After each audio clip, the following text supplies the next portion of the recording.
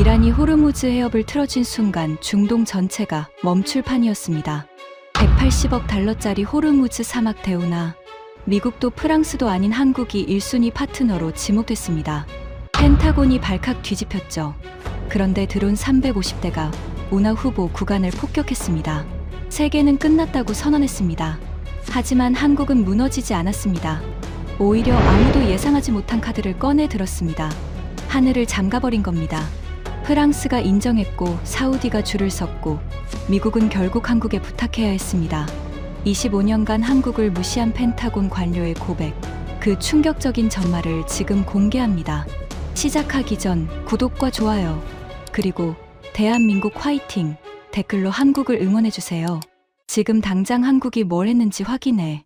펜타곤 3층 전략기획실 회의 테이블 위에 위성사진 한 장이 놓였습니다. 아라비아 반도를 대각선으로 가로지르는 붉은 선 하나. 사막 한가운데를 관통하는 그 선의 이름은 호르무즈 우에 대운하.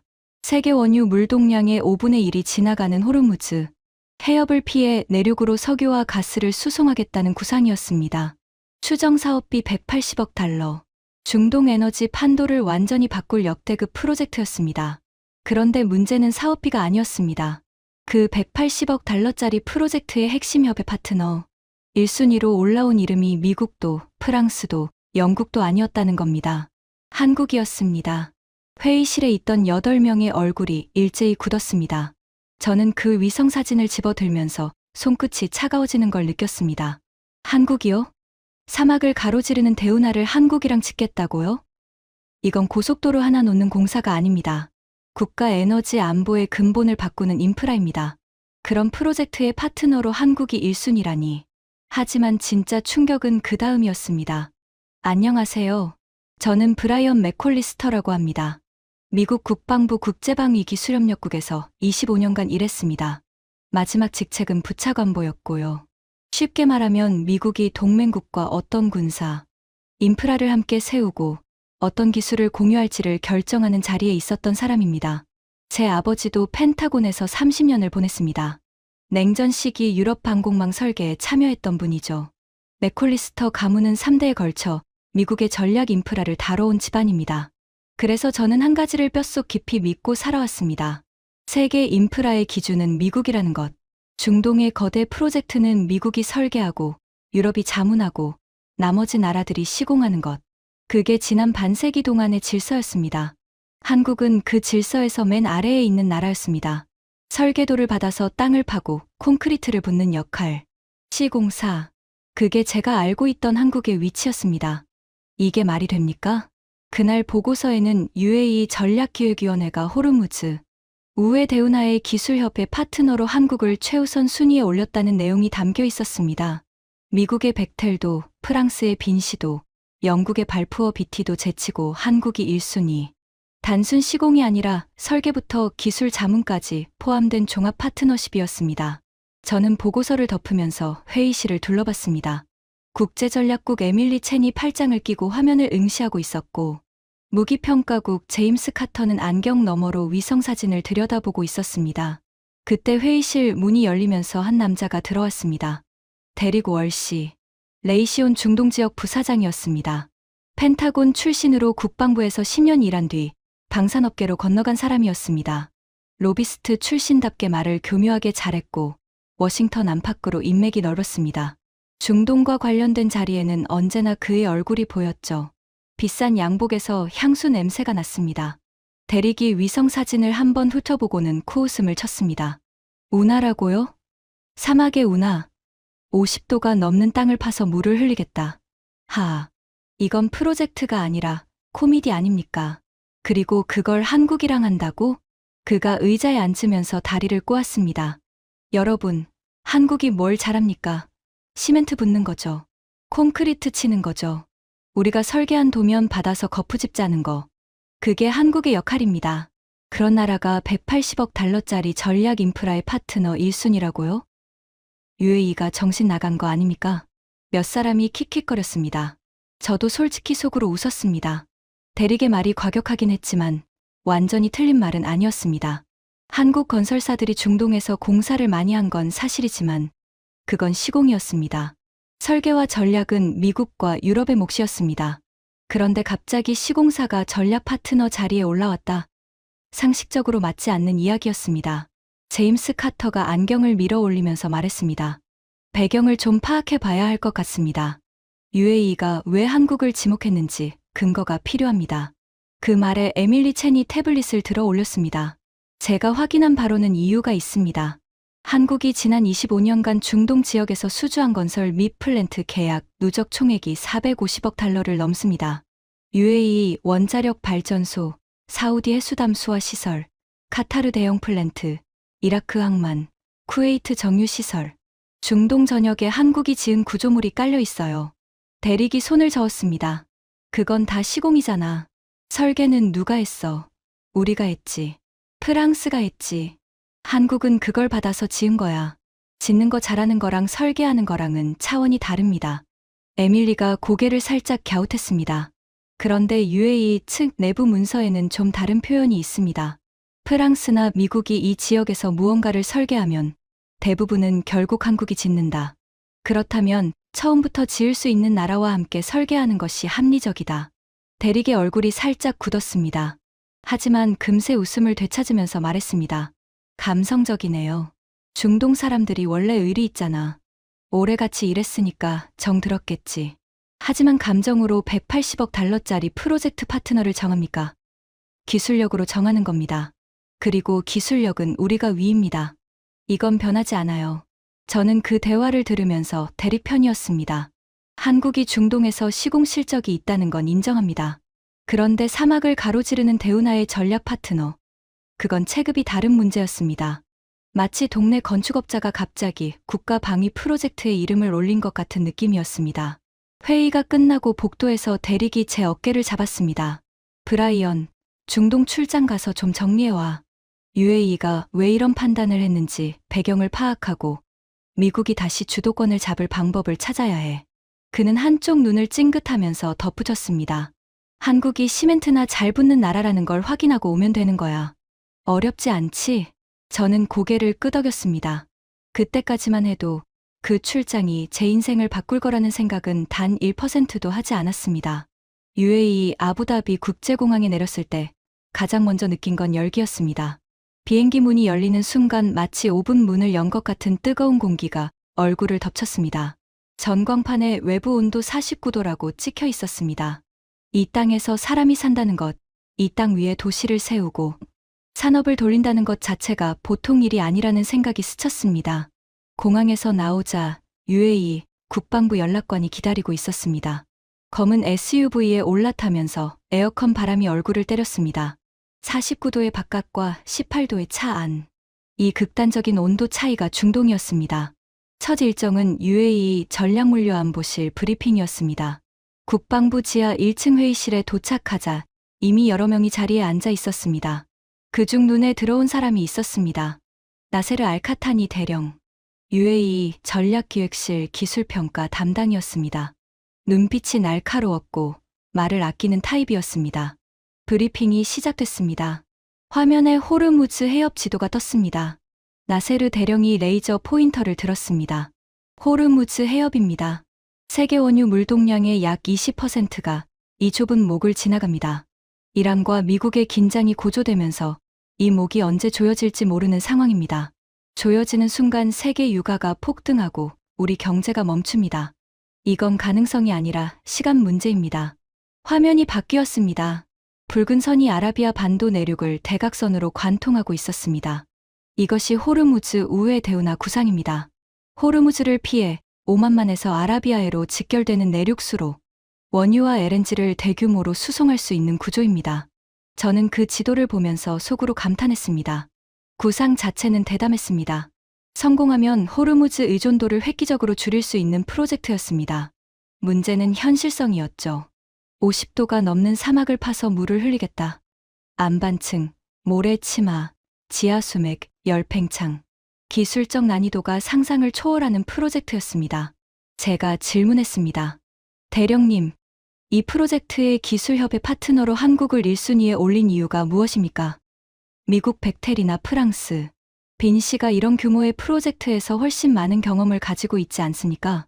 나세르 대령이 저를 잠깐 바라봤습니다. 마치 그 질문이 올 줄 알았다는 눈빛이었습니다. 그가 화면을 넘겼습니다. 새 화면에는 목록이 떠 있었습니다. 한국이 지난 25년간 중동에서 참여하거나 완공한 대형 인프라 사업 목록이었습니다. UAE 바라카 원자력 발전소 사기, 사우디아라비아 대형 복합 플랜트, 카타르 해수담 수화 시설, 이라크 항만 개발, 쿠웨이트 정유 시설 확장. 화면이 넘어갈 때마다 목록은 끝나지 않았습니다. 저는 그것들을 하나하나 보면서 지도 위에 점을 찍듯 중동 전역에 한국의 흔적이 박혀 있다는 사실을 처음으로 실감했습니다. 450억 달러. 워싱턴 사무실에서 서류로 읽을 때와 현장에서 들을 때의 무게가 달랐습니다. 나세르 대령이 말했습니다. 맥콜리스터 부차관보님, 질문을 바꿔드리겠습니다. 이 지역의 모래 위에 실제로 구조물을 올려본 나라와 옆에서 설계도만 넘긴 나라가 있습니다. 50도 넘는 열사의 사막에서 실제로 삽을 들어본 나라가 어디인지 저희는 압니다. 그리고 한마디를 더 했습니다. 그런데 그게 전부가 아닙니다. 나세르 대령이 다음 페이지를 넘겼습니다. 한국의 국내 인프라 실적이었습니다. 산악터널 총 연장 길이, 수도권, 지하철 복합 구조도, 해저와 지하를 동시에 관통하는 시공 실적들, 세계에서 가장 복잡한 지형 조건에서 구조물을 올려본 경험이 줄줄이 나열되어 있었습니다. 한국은 땅 위에만 잘 짓는 나라가 아닙니다. 땅 밑도 여는 나라입니다. 바위를 뚫고 물 아래를 지나고 도시 한복판 지하를 실처럼 엮는 기술, 운하 후보 노선이 통과하는 안반층과 모래, 치마 구간을 실제로 뚫어본 경험이 있는 나라가 어디냐고 기술팀에 물어봤습니다. 대답이 하나였습니다. 그가 잠깐 멈추면서 저를 똑바로 봤습니다. 한국입니다. 회의실이 조용해졌습니다. 에어컨 바람 소리만 낮게 흘렀습니다. 저는 메모장에 뭔가를 적으려다가 손을 멈췄습니다. 적을 수가 없었습니다. 머릿속에서 대리게 말이 맴돌고 있었습니다. 시멘트나 잘 붙는 나라, 거푸집 짜는 나라. 그런데 지금 눈앞에 펼쳐진 목록은 거푸집이 아니었습니다. 원전을 짓고 해수를 담수로 바꾸고 바위를 뚫고 해저를 관통하는 나라. 450억 달러의 실적이 허풍이 아니라 하나하나 땅 위에 박혀있는 구조물이라는 것을 저는 이 자리에서 처음으로 느꼈습니다. 브리핑이 끝나고 나세르 대령이 저를 복도까지 배웅해줬습니다. 유리창 너머로 아부다비 시내가 보였습니다. 번쩍이는 초고층 빌딩들과 사막의 황금빛 모래가 대비를 이루고 있었습니다. 부차관보님, 한 가지만 더 말씀드리겠습니다. 나세르 대령이 걸음을 멈추면서 말했습니다. 미국 기업은 설계를 잘하고 프랑스 기업은 자문을 잘합니다. 하지만 위기의 순간에 세상이 찾는 건 연설을 잘하는 나라가 아니라 실제로 지을 수 있는 나라입니다. 한국은 25년 동안 이 모래 위에서 직접 구조물을 올려왔고 그래서 저희가 가장 먼저 부른 겁니다. 저는 대답하지 못했습니다. 반박할 논리가 떠오르지 않았습니다. 호텔로 돌아오는 차 안에서 대릭에게 전화를 걸었습니다. 대릭, 나야. 상황이 생각보다 복잡해. 한국의 중동 실적이 우리가 알던 것보다 훨씬 깊어. 전화기 너머로 잠깐 침묵이 흘렀습니다. 브라이언, 그 사람들이 보여주는 것만 보면 안 돼. 실적이 많으면 뭐해? 그건 다 시공이잖아. 전략 설계는 다른 문제야. 감정에 흔들리지 마. 알겠어. 하지만 전화를 끊고 나서 창밖을 바라보면서 한 가지 생각이 머릿속에 걸렸습니다. 450억 달러. 원전 사기. 해수담 수화 시설. 항만. 정유 플랜트. 이건 시멘트만 부어서 쌓을 수 있는 숫자가 아닌데. 그 생각을 지우려 했지만 쉽지 않았습니다. 호텔 방에 들어서자 에밀리 채넥에서 문자가 와 있었습니다. 부차관보님, 추가 정보입니다. UAE 내부 문서에 이 운하 구상을 비공식적으로 부르는 이름이 있습니다. 한국 운하. 저는 그 두 글자를 보고 한참 동안 화면을 들여다봤습니다. 한국 운하.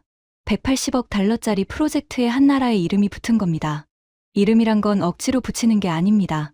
그렇게 불릴 만한 이유가 있을 때 스스로 생겨나는 것이죠. 그리고 저는 그날 밤 처음으로 이 생각을 했습니다. 우리가 한국을 너무 얕보고 있었던 건 아닐까. 하지만 그 생각은 곧 밀려올 거대한 충격의 서막에 불과했습니다. 다음 날 새벽에 벌어진 일은 이 운하의 운명뿐만 아니라 제 인생의 방향까지 송두리째 바꿔놓았습니다. 그날 새벽 3시에 휴대폰이 울렸습니다. 깊은 잠에서 끌려 나온 제 손이 더듬더듬 휴대폰을 찾았습니다. 화면에 에밀리 첸이라는 이름이 떠 있었습니다. 새벽 3시에 에밀리가 전화하는 건 한 가지 뜻뿐이었습니다. 뭔가 터졌다는 것. 부차관보님, 호르무즈 인근에서 대규모 드론 공격이 발생했습니다. 잠이 한순간에 달아났습니다. 침대에서 벌떡 일어나면서 물었습니다. 규모가 얼마나 돼? 확인된 것만 350대입니다. 소형 자폭 드론이 다방향에서 동시에 침투했습니다. 350대. 그 숫자가 머릿속에 꽂혔습니다. 미국 국방부에서 중동 안보를 25년간 다뤘지만 드론 350대가 동시에 날아온 사례는 처음이었습니다. 이건 공격이라기보다 폭풍이었습니다. 모기떼처럼 하늘을 덮는 폭풍. 에밀리가 이어서 말했습니다. 문제가 있습니다. 공격 지점이 우나 후보 노선과 겹칩니다. 후보 구간 두 곳이 직격을 받았습니다. 저는 창밖을 봤습니다. 아부다비의 새벽 하늘이 아직 어두웠습니다. 어딘가 저 하늘 아래에서 350대의 드론이 불꽃을 만들어냈을 겁니다. 30분 만에 옷을 갈아입고 UAE 국방부 긴급 상황실로 향했습니다. 도착했을 때 상황실은 이미 전쟁터였습니다. 화면 12개가 벽을 채우고 있었고 아랍어와 영어가 동시에 오가고 있었습니다. 나세르 대령이 한쪽 구석에서 전화를 받고 있었습니다. 그의 얼굴이 처음 본 것처럼 지쳐 보였습니다. 현황을 보여주는 화면을 봤습니다. 호르무즈 인근 해안시설과 내륙 인프라 거점에 타격이 집중되어 있었습니다. 붉은 점이 지도 위에 흩뿌려져 있었는데 그중 두 곳이 특히 눈에 들어왔습니다. 우나 후보 노선의 동쪽 진입 구간과 중간 경유지 근처였습니다. 나세르 대령이 전화를 끊고 저에게 다가왔습니다. 그의 눈이 충혈되어 있었습니다. 맥콜리스터 부차관보님, 피해가 예상보다 큽니다. 우나 후보 구간은요? 그가 고개를 가로저었습니다. 동쪽 진입 구간의 사전 조사 시설이 파괴됐습니다. 시추 장비 세대와 측량 기지가 소실. 인명 피해는 경상자 4명이지만 장비 피해가 심각합니다. 저는 눈을 감았습니다. 180억 달러짜리 프로젝트가 시작도 하기 전에 폭격을 맞은 겁니다. 측량도 못 끝냈는데 측량 기지가 날아갔습니다. 그런데 나세르 대령이 한마디를 더 했습니다. 이 한마디가 그날 가장 충격적인 정보였습니다. 패트리어트가 배치된 구역에서 드론 관통률이 70%를 넘었습니다. 70%. 350대 중 70% 이상이 미국산 방공 체계를 뚫고 들어왔다는 뜻이었습니다. 미사일 발사대가 먼저 소진되면서 재장전까지 28분의 공백이 생겼고 그 28분 동안 나머지 드론이 쏟아져 들어온 겁니다. 28분. 그 숫자가 제 가슴을 짓눌렀습니다. 미국이 만든 방공 체계가 28분 동안 하늘을 열어둔 겁니다. 그 28분 동안 우나 후보 구간의 시설이 불탔고 해안 인프라가 무너졌고 경상자 4명이 발생했습니다. 저는 주머니에서 휴대폰을 꺼냈습니다. 대릭에게 연락해야 했습니다. 이 상황을 워싱턴에 보고해야 했습니다. 그런데 그 순간 상황실 화면 하나에서 이상한 데이터가 눈에 들어왔습니다. 공격 피해 현황 지도에서 유독 깨끗한 구역이 하나 있었습니다. 붉은 점이 하나도 없는 구역. 주변은 전부 타격을 받았는데 그 구역만 온전했습니다. 나세르 대령에게 물었습니다. 저 구역은 뭡니까? 왜 피해가 없죠? 나세르 대령이 잠깐 멈칫했습니다. 그리고 조용히 대답했습니다. 한국산 천광 레이저가 시범 배치된 구역입니다. 저는 화면을 다시 봤습니다. 주변은 붉은 점 투성이인데 그 구역만 하얗게 비어 있었습니다. 마치 폭풍 한가운데 눈이 존재하는 것처럼 모든 것이 무너지는 와중에 그곳만 서 있었습니다. 침투 드론 수 제로, 시설 피해 제로, 인명 피해 제로. 나세르 대령이 숫자를 읽었습니다. 저는 그 순간 머릿속이 하얗게 비었습니다. 같은 공격에서, 같은 하늘 아래에서 미국 체계는 70%가 뚫렸고 한국 체계는 단 한 대도 통과하지 못했다. 이건 시험 결과가 아니었습니다. 실전 결과였습니다. 공격이 있고 이틀 뒤였습니다. UAE 전략기획위원회 긴급회의가 소집됐습니다. 안건은 하나였습니다. 호르무즈 우회 대운하 프로젝트의 존폐. 회의실에 들어갔을 때 분위기가 장례식장 같았습니다. 어제까지 열정적으로 운하 구상을 설명하던 사람들의 얼굴에서 생기가 사라져 있었습니다. 180억 달러짜리 꿈이 드론 350대에 의해 산산조각날 위기에 처한 겁니다. 영국 안보 컨설턴트 피오나 헌터가 화상으로 참석해 있었습니다. 런던에 있는 왕립국제안보연구소 소장이었습니다. 그녀의 목소리가 회의실 스피커를 통해 울렸습니다. 이번 공격은 대규모 지표면 인프라의 취약성을 명확히 보여줍니다. 수백 킬로미터에 달하는 개방형 수로는 드론 공격에 지극히 취약합니다. 솔직히 말씀드려서 현재의 위협 환경에서 대우나 구상은 재고가 필요합니다.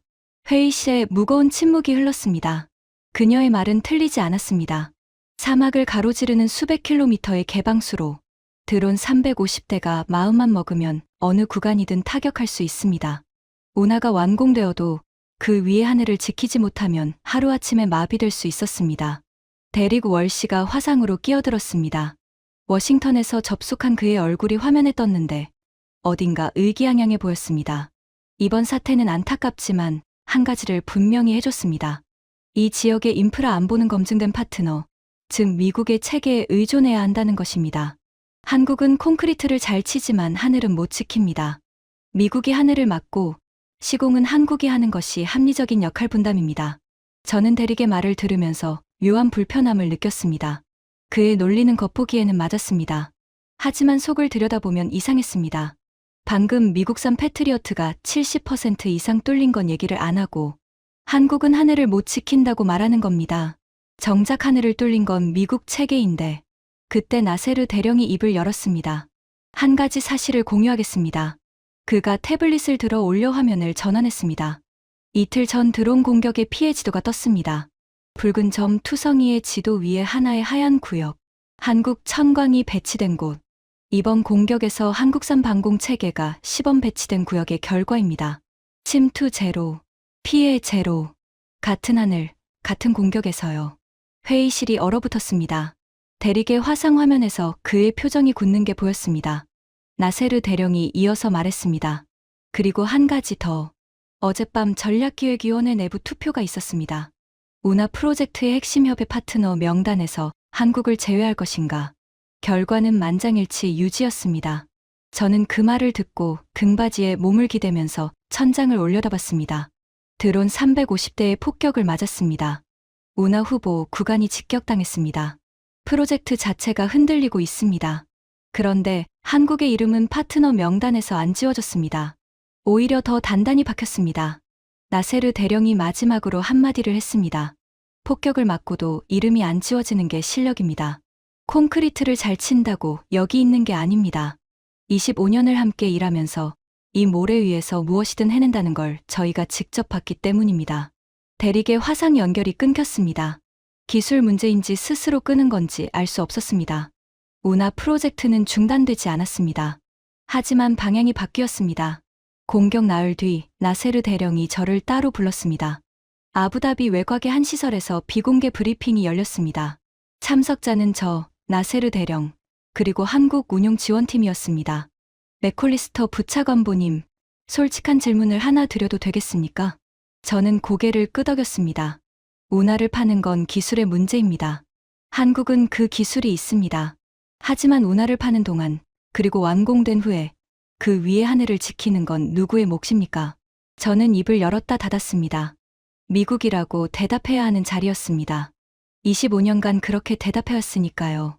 중동의 하늘은 미국이 지킨다. 그게 질서였습니다.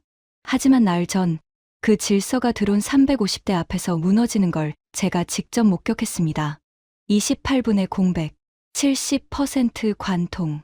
그 숫자를 알면서 미국이라고 대답할 수 없었습니다. 나세르 대령이 저 대신 대답했습니다. 저희는 이렇게 결론을 내렸습니다. 하늘을 잠가야 땅을 판다.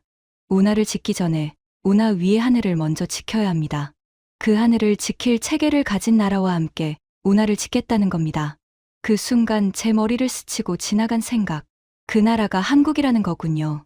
나세르 대령이 저를 바라보면서 천천히 고개를 끄덕였습니다. 한국은 운하를 짓는 기술도 있고 그 위의 하늘을 지키는 무기도 있습니다. 설계부터 시공, 그리고 방호까지 하나의 파트너가 통합적으로 제공할 수 있다면 그것이 가장 효율적인 구조 아니겠습니까? 저는 그 논리를 반박할 수 없었습니다.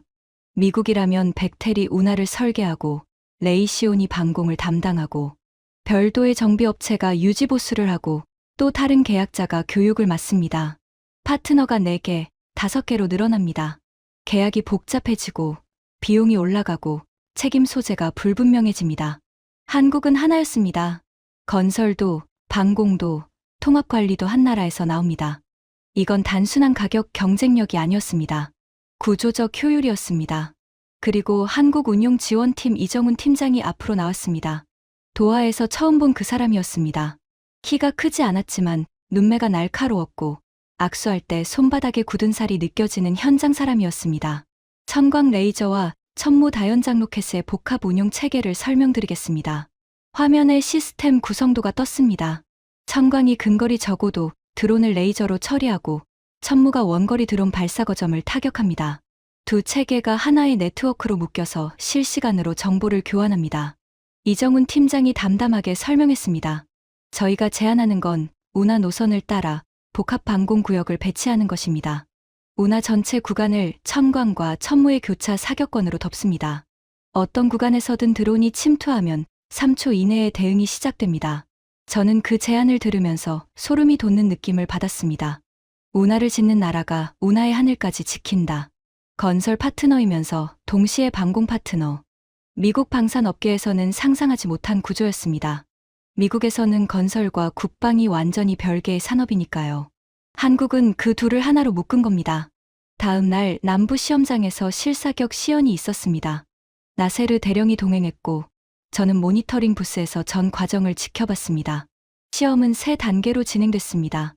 1단계 소형 드론 50대, 2단계 중규모 150대 다방향 침투, 3단계 대규모 350대 포화 공격, 1단계 50대 23초 만에 전멸.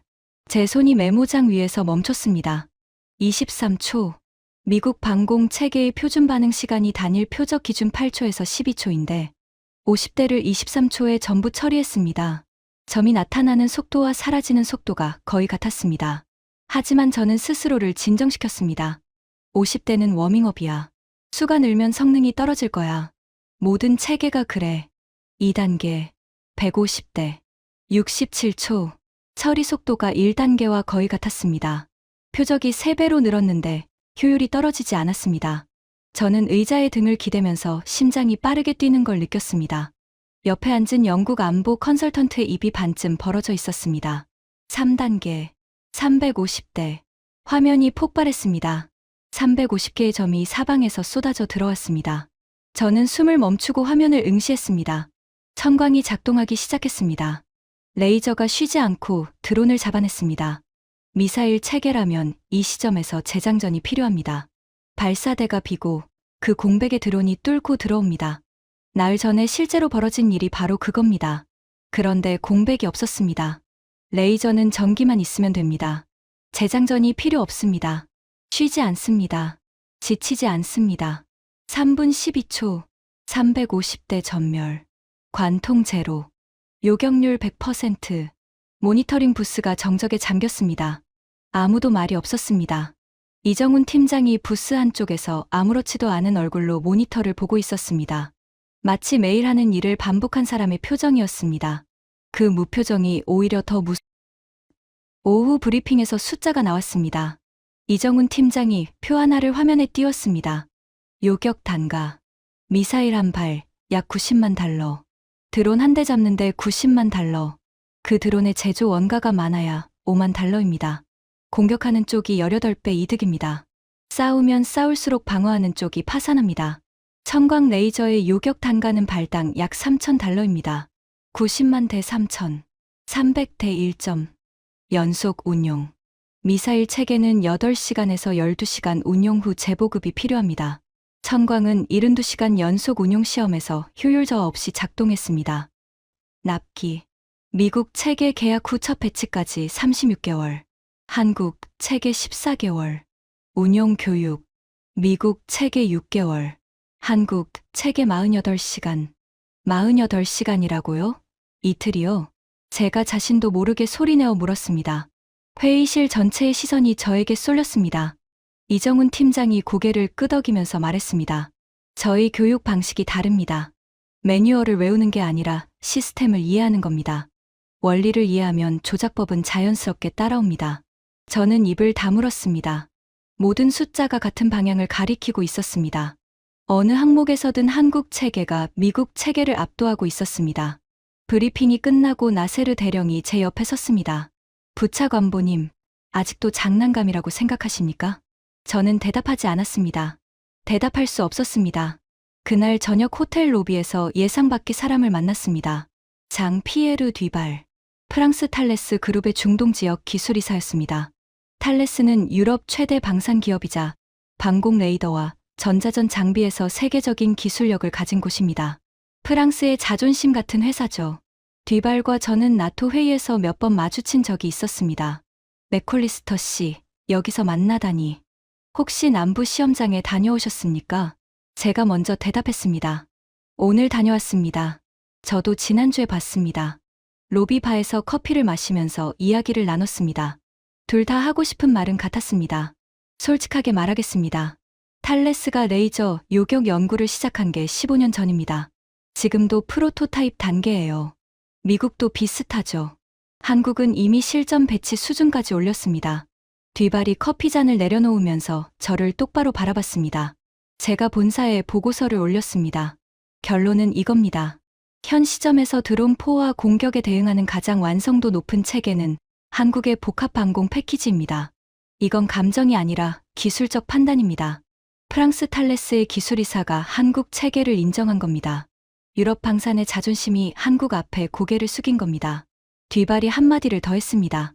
맥콜리스터 씨, 그리고 운하건도 마찬가지입니다. 프랑스 빈 씨가 대운하 기술 자문에 응찰하려고 준비했는데 내부적으로 판단을 바꿨습니다. 한국이 운하 건설과 방공을 하나로 묶어서 제안하는 순간 건설만 따로 또는 방공만 따로 제안하는 건 경쟁이 안 됩니다. 통합 패키지를 이길 방법이 없어요. 그 말이 머리를 강타했습니다. 이건 단순히 방공 무기가 좋다는 차원이 아니었습니다.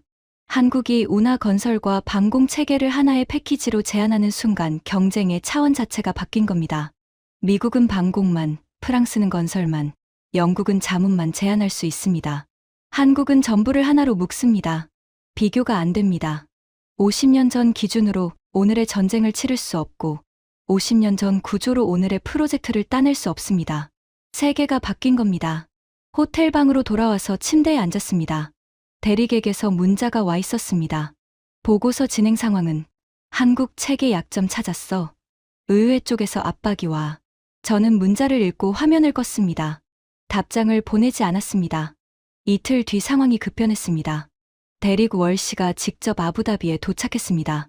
그리고 같은 날 런던에서 피오나 헌터가 보고서를 발표했습니다. 왕립국제안보연구소 이름으로 한국 방공 체계의 실전 적용 한계와 서방 검증, 프레임워크의 필요성이라는 제목이 붙어 있었습니다. 한국 체계가 통제된 환경에서 좋은 결과를 보였지만 이는 제한적 결과이며 대규모 전면전 환경에서의 검증 없이 동맹국 방공망을 새로운 체계에 맡기는 것은 국가 안보를 도박에 거는 것과 다르지 않다는 결론이었습니다. 대립과 피오나의 보고서가 같은 날 터진 건 우연이 아니었습니다. 조율된 반격이었습니다. UAE 국방부 다자 회의가 열렸습니다. 대릭이 양복 단추를 채우면서 회의실에 들어왔습니다. 비장한 얼굴이었습니다. 먼저 한국 측의 시연의 경의를 표합니다. 인상적이었습니다. 교과서적인 외교 멘트. 그 다음이 진짜였습니다. 그러나 동맹국의 안보를 진심으로 걱정하는 입장에서 우려를 전달합니다. 그가 피오나의 보고서를 꺼냈습니다. 잉크 냄새가 새로웠습니다. 통제된 환경의 제한적 성과입니다. 복합 위협 환경에서의 검증이 없습니다. 미국은 70년 넘게 중동의 하늘을 지켜왔습니다. 그 70년의 경험을 한두 번의 시연으로 대체하겠습니까? 대릭의 말에는 호소가 있었습니다. 하지만 저는 그 호소의 진짜 동기를 알고 있었습니다. 그가 지키려는 건 중동의 하늘이 아니라 레이시온의 수주 계약이었습니다. 그런데 나세르 대령이 태블릿을 꺼냈습니다. 회의실 스크린에 영상이 떴습니다. 나흘 전 실제 들어온 공격 현장 영상이었습니다. 화면이 흔들렸고 폭발음이 연속으로 들렸습니다. 패트리어트 배치 구역의 피해 현황입니다. 관통률 70% 이상. 미사일 소진 후 28분간 방어 공백. 그 28분 동안 시설 3동이 파괴되고 경상자 4명이 발생했습니다. 화면이 전환됐습니다. 한국, 체계 배치 구역, 시설 온전, 피해 제로. 나세르 대령이 대릭을 바라봤습니다. 월시 부사장님, 이건 시험 결과가 아닙니다. 실전 결과입니다. 같은 하늘, 같은 공격에서 나온 결과입니다. 통제된 환경이 아닙니다. 그리고 저희 운하 후보 구간이 직격당한 것도 미국 체계가 배치된 구역입니다. 회의실이 완전히 조용해졌습니다. 대리의 얼굴에서 혈색이 빠졌습니다. 나세르 대령이 한마디를 더 했습니다. 동맹은 소중합니다. 하지만 28분 동안 하늘이 열려 있을 때 저희 병사 4명이 다쳤습니다. 동맹도 중요하지만 병사들의 생명이 더 중요합니다. 회의가 끝나고 복도에서 대리기 저를 붙잡았습니다. 비싼 향수 냄새 대신 땀 냄새가 났습니다. 브라이언, 보고서 결론은 내가 쓸게. 자네 이름으로 올리면 돼. 저는 그 얼굴을 똑바로 봤습니다. 25년 동업자가 아니었습니다. 자기 밥줄을 지키려고 거짓 보고서를 쓰겠다는 사람이었습니다. 그건 안 돼. 대리의 입꼬리가 씁쓸하게 올라갔습니다. 후회할 걸. 그는 돌아서서 걸어갔습니다. 구두 소리가 대리석 바닥에서 멀어졌습니다. 다음 날 나세르 대령이 비공개 브리핑을 하나 더 잡았습니다. 이번에는 운하의 새 방향에 대한 설명이었습니다. 맥콜리스터 부차관보님, 드론 공격 이후 저희 전략이 한 단계 진화했습니다. 화면에 새 구상도가 떴습니다. 처음 본 설계였습니다. 기존 구상은 단일 대수로였습니다. 사막을 관통하는 하나의 큰 운하. 하지만 이번 공격이 보여줬듯이 하나의 거대한 인프라는 하나의 타격에 마비됩니다.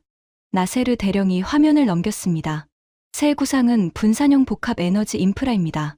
단일 대수로 대신 중소규모 송유관, 해수 담수화 시설, 태양광 발전 클러스터, 에너지 저장 허브를 거미줄처럼 연결합니다. 어느 한 곳이 타격당해도 나머지가 살아있는 구조입니다. 끊겨도 죽지 않는 망. 그 표현이 머릿속에 박혔습니다. 하나의 큰 동맥 대신 수백 개의 모세혈관. 하나가 끊겨도 나머지가 피를 돌립니다. 인터넷이 그런 구조입니다. 핵전쟁에서도 통신을 유지하기 위해 미국이 설계한 분산형 네트워크. 그 철학을 에너지 인프라에 적용한 겁니다. 그리고 이 설계를 한 나라가 어디냐? 한국이었습니다. 이정훈 팀장이 나와서 설명을 이어갔습니다. 저희가 제안한 구조입니다. 분산형 인프라 각 노드에 천광 천무 복합 방공구역을 배치합니다. 노드 하나당 반경 15km의 방호구역이 생기고 노드 간 중첩구역을 확보하면 전체 인프라에 빈틈없는 방호막이 완성됩니다. 화면에 방호구역이 원으로 표시됐습니다. 원들이 거미줄처럼 겹치면서 전체를 덮는 그림이 나왔습니다. 저는 그 그림을 보면서 전율이 지나갔습니다. 이건 운하 하나를 짓는 나라의 제안이 아니었습니다. 국가 에너지 안보의 전체 구조를 새로 설계하는 제안이었습니다. 건설과 방공과 에너지를 하나의 체계로 묶은 통합 솔루션. 미국이 이런 제안을 할 수 있었을까요? 불가능합니다.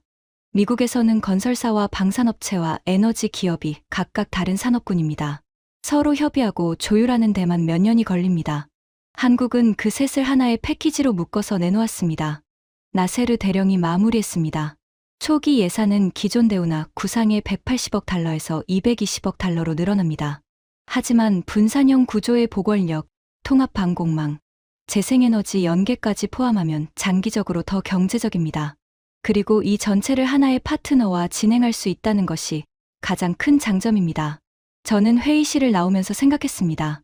한국은 운하 하나를 짓는 나라가 아니었습니다. 한국은 운하가 폭격을 맞았을 때 폭격을 맞아도 죽지 않는 시스템으로 다시 설계하는 나라였습니다. 위기를 기회로 바꾸는 나라. 막히면 뚫고, 무너지면 다시 세우고, 끊기면 다른 길을 만드는 나라.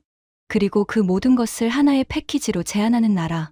이건 시멘트를 잘 붓는 나라가 할 수 있는 일이 아니었습니다. 그날 밤 호텔방에서 노트북을 열었습니다. 보고서를 처음부터 다시 쓰기 시작했습니다.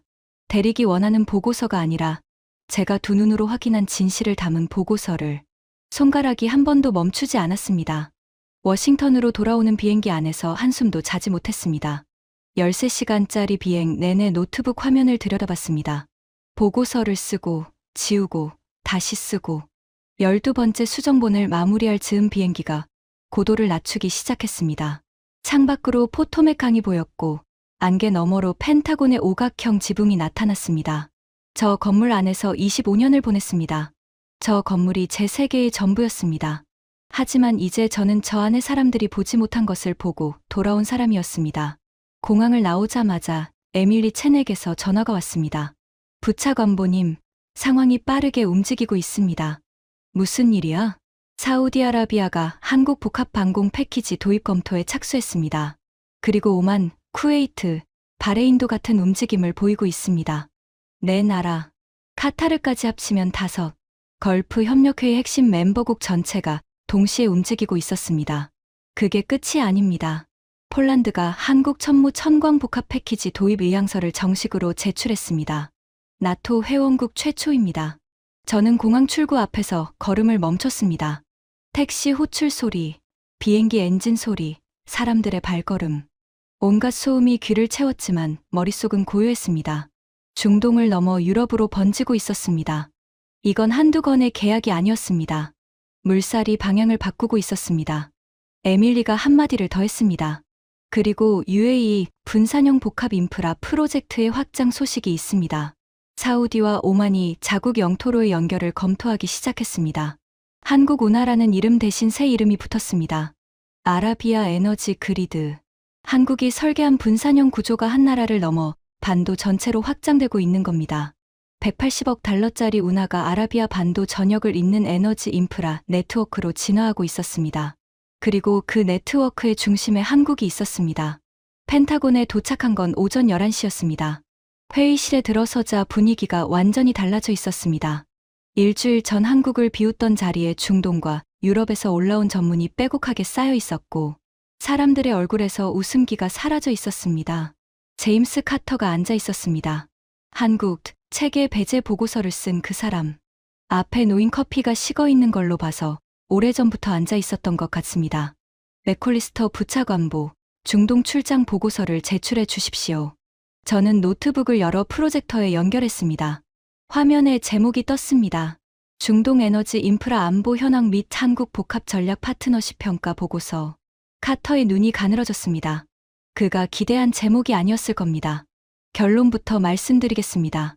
저는 회의실을 둘러봤습니다. 25년간 함께 일해온 얼굴들이 저를 바라보고 있었습니다. 한국은 시멘트를 잘 붓는 나라가 아닙니다.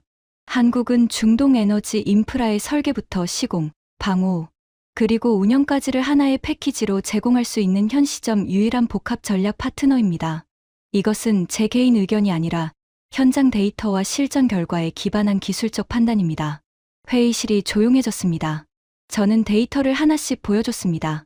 드론 350대 실전 공격에서 미국 체계 관통률 70%, 한국 체계 관통률 0%, 요격 단가 300대 1점, 연속 운용 72시간, 14개월 납기, 48시간 독립 운용 교육, 프랑스 탈레스의 기술 인정, 분산형 복합 인프라 설계, 중동 5개국 연쇄 검토, 폴란드 정식 의향서. 숫자를 읽을 때마다 회의실의 공기가 무거워졌습니다. 카터가 보고서를 넘기다가 한 항목에서 멈췄습니다. 실전 비교 데이터, 동일 공격에서의 양 체계 결과. 그가 천천히 안경을 벗으면서 말했습니다. 제 한 달 전 평가 보고서는 철회하겠습니다. 그 한마디가 나오기까지 얼마나 많은 것이 무너져야 했는지 저는 알고 있었습니다. 하지만 숫자가 너무 명확했습니다. 자존심으로 덮을 수 있는 한계를 넘어버린 겁니다. 그리고 그날 오후 결정적인 소식이 왔습니다. 에밀리가 회의실 문을 열고 들어왔습니다. 국방부 차관실에서 지시가 내려왔습니다. 한국과의 방공 체계 공동 생산 및 복합 인프라 기술 협력 협의를 공식 개시하라는 내용입니다. 저는 그 말을 듣고 가만히 앉아 있었습니다. 회의실의 시선이 전부 저를 향해 있었습니다. 하지만 저는 그 시선들보다 한 가지 사실을 곱씹고 있었습니다. 미국이 한국에 부탁한 겁니다. 불과 열흘 전 이 회의실에서 장난감이라고 웃었던 바로 이 자리에서 미국 국방부가 한국에 공동 생산을 요청하는 지시를 내렸습니다. 운하를 함께 짓자는 것도 하늘을 함께 지키자는 것도 처음 손을 내민 건 미국이 아니었습니다. 한국이 먼저 만들고 먼저 증명하고 먼저 세계를 설득했습니다. 미국은 그걸 뒤늦게 인정한 겁니다. 무릎을 꿇은 건 한국이 아니었습니다. 나중에 들은 소식으로는 데릭 월시가 레이시온 중동사업부에서 본사 감사팀 자문역으로 이동했다고 합니다. 사실상의 좌천이었습니다. 피오나 헌터의 보고서는 학계에서 반론이 쏟아지면서 사실상 폐기됐습니다. 며칠 뒤 한국방산 및 건설 합동 대표단이 워싱턴을 방문했습니다. 공동생산협의회 첫 번째 공식 회의였습니다. 펜타곤 회의실에 한국 국기와 미국 국기가 나란히 놓여 있었습니다. 악수를 나누는 자리에서 이정훈 팀장이 저를 알아봤습니다. 사막에서 48시간 교육과 분산형 인프라를 설명하던 그 사람. 부차관보님, 다시 뵙게 되네요. 네. 이번엔 제가 배우러 왔습니다. 그 말이 입에서 나오는 순간 저는 제 자신이 놀랐습니다. 25년간 한 번도 해본 적 없는 말. 미국 국방부 부차관보가 한국 담당자에게 배우러 왔다고 말하다니. 그런데 이상하게도 창피하지 않았습니다. 오히려 목에 걸려있던 무언가가 내려간 것처럼 후련했습니다. 이정훈 팀장이 짧게 웃었습니다. 서로 배우는 거죠. 그 한마디가 참 좋았습니다. 한쪽이 위에 있고 한쪽이 아래에 있는 게 아니라 나란히 서서 같은 방향을 보는 것. 그게 진짜 동맹이라는 걸 저는 그제야 이해했습니다. 회의가 끝나고 사무실에 혼자 남아 정리를 하다가 서랍에서 오래된 파일을 발견했습니다. 아버지가 돌아가시기 전 넘겨준 문서. 냉전 시기 유럽 방공망 설계 초기 메모였습니다. 아버지의 손글씨가 여백에 빼곡했습니다. 그중 한 줄이 눈에 박혔습니다. 방공의 본질은 기술이 아니라 의지다. 하늘을 지키겠다는 의지가 기술을 만든다. 아버지의 말이 이정훈 팀장이 도하에서 했던 말과 겹쳐졌습니다. 그가 저녁 식사 자리에서 조용히 했던 말. 한국은 드론 위협을 시험 시나리오로 검토하는 나라가 아닙니다. 매일 드론이 날아올 수 있는 하늘 아래에서 사는 나라입니다. 서울에서 휴전선까지 직선거리가 40km예요. 천광을 만든 건 수출하려고 만든 게 아닙니다. 우리 국민을 지키려고 만든 겁니다. 그리고 마지막 한마디. 한국에는 이런 말이 있습니다. 절실한 사람이 이긴다고요. 저희는 절실했습니다. 그게 다입니다. 아버지의 말과 이정훈 팀장의 말. 세대도, 국적도, 언어도 다른 두 사람이 같은 이야기를 하고 있었습니다. 하늘을 지키겠다는 의지가 기술을 만든다는 것. 그 의지가 가장 절실한 나라가 가장 좋은 무기를 만든다는 것. 미국은 방공을 비즈니스로 만들었습니다. 비싸게, 복잡하게, 오래 걸리게. 한국은 방공을 생존으로 만들었습니다. 빠르게, 많이, 싸게, 오래 쏠 수 있게. 왜냐하면 그렇게 하지 않으면 국민이 죽으니까. 그 차이가 드론 350대 앞에서 드러났습니다. 비즈니스는 28분의 공백을 만들었고 생존은 공백 제로를 만들었습니다. 그리고 같은 나라가 사막에 운하를 팠습니다. 그 운하가 폭격을 맞자 끊겨도 죽지 않는 시스템으로 다시 설계했습니다. 건설도, 방공도, 에너지도 하나의 패키지로 묶었습니다. 세계 어디에서도 본 적 없는 구조를 만들어냈습니다. 한번 생각해 보십시오. 자원이 없는 나라, 땅이 좁은 나라, 전쟁이 끝나지 않은 나라, 세계 언론이 위기 때마다 가장 먼저 무너질 거라고 손가락질하는 나라. 그 나라가 50년 넘게 터널을 뚫고 원전을 짓고 반도체를 설계하고 군함을 만들고 레이저 무기를 실전 배치하고 이제는 사막 한가운데 에너지 인프라의 새 판을 짜고 있습니다. 그리고 미국이, 프랑스가, 나토가 그 나라에 함께하자고 손을 내밀었습니다. 이건 우연이 아닙니다. 이건 50년간 쌓아온 절박함의 결과입니다. 매일 하늘을 올려다보며 이 하늘을 지켜야 한다고 생각한 사람들의 결과입니다. 누가 뭐라든 멈추지 않고 자기 길을 걸어온 나라의 결과입니다. 아무도 인정해주지 않았던 길, 시멘트나 잘 붙는 나라라고 비웃음 받았던 길, 장난감이라고 무시당했던 길, 하위 옵션이라고 배제당했던 길. 하지만 한국은 그 길 위에서 멈추지 않았습니다. 비웃음을 들으면서도, 배제당하면서도, 폭격을 맞으면서도 묵묵히 걸었습니다. 터널을 뚫고, 레이저를 만들고, 운하가 무너지면 더 나은 구조를 설계하고, 하늘이 뚫리면 하늘을 잠그는 무기를 배치했습니다. 저는 25년간 그 나라를 무시했습니다. 시멘트나 잘 붙는 나라라고 웃었습니다. 장난감이라고 깎아내렸습니다. 하지만 결국 제가 그 나라에 공동생산을 요청하는 보고서에 서명을 하고 있었습니다. 이 이야기를 왜 꺼냈냐고요? 한국이 대단하다고 자랑하려는 게 아닙니다. 저는 미국 사람이고 제 나라를 사랑합니다. 하지만 진실을 진실이라고 말하는 것도 나라를 사랑하는 방법이라고 생각합니다. 한국은 운하 하나를 짓는 나라가 아니었습니다. 한국은 운하가 무너져도 죽지 않는 시스템을 만드는 나라였습니다. 막히면 뚫고, 무너지면 다시 세우고, 끊기면 새 길을 여는 나라. 그리고 그 길이 결국 세계의 기준이 되었습니다. 아버지가 말씀하셨습니다. 적이 바뀌면 기준도 바꿔야 한다고. 기준을 못 바꾸는 나라는 아무리 강해도 결국 뚫린다고. 한국은 기준을 바꿨습니다. 미사일로 못 막는 하늘을 레이저로 잠갔습니다. 하나의 운하 대신 끊겨도 살아남는 망을 설계했습니다. 건설과 방공과 에너지를 하나로 묶었습니다. 세상이 아직 상상하지 못한 구조를 먼저 만들었습니다. 그리고 그 앞에서 미국의 25년 된 확신은 장난감처럼 부서졌습니다.